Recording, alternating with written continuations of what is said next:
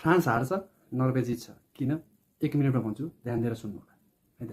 चुवामेनी एक्लै छ, राबियो र कामाभिङ्गा चाहिँ फर्ममै छैन, तर नर्वेको मिडफिल्ड एकदम बवाल छ कि बवाल।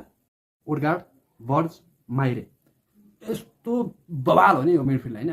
यिनीहरूले पुरै गेमै कन्ट्रोलमा लिन्छ कि अब यिनीहरूको ट्याक्टिक्स देखेर यिनीहरूको त्यो जुन हाइप्रेस गरिदिने अगाडिको एट्याकहरूलाई जुन बल गर्नेदेखि यिनीहरू डिफेन्समा पनि पुरा त्यत्तिकै गइरहेको हुन्छ होइन। एट्याकमा हल्यान्डलाई सघाउनलाई हाम्रो उसलाई सघाउनलाई यत्तिकै गइरहेको हुन्छ कि यिनीहरू। हल्यान्ड यतापट्टि फ्रान्समा हेर्दा साबिया, हल्यान्डले नै स्योर जित्छ होइन। अब यता ओडगार्डलाई अलिकति गर्ने चुवामेनी छ होइन। ओडगार्डले स्योर जित्छ किन भन्दाखेरि ओडगार्डको त्यो छुट्टै नै छ कि गेम होइन। यस तिमीहरू पनि गरेर हेर होइन, छुट्टै छ कि प्रियहरू ओडगार्ड गेम होइन। मलाई चाहिँ खतरै लाग्छ कि त्यसको गेम चाहिँ किन क्या नुसाको चाहिँ अब यस्तो यता फ्रान्सको फाइदे छ होइन, तर अब स्पिडले नुसाले चाहिँ जितिन्छ फाइदेलाई होइन।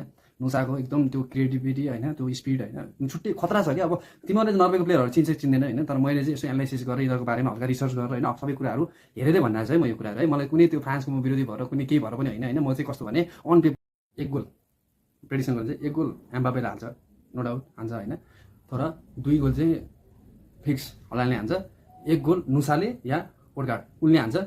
यो दुईटा मध्ये एउटाले हान्छ, नभए एउटा अरू नै हान्न सक्छ है। ल 3 नर्वे 1 फ्रान्स खतम या।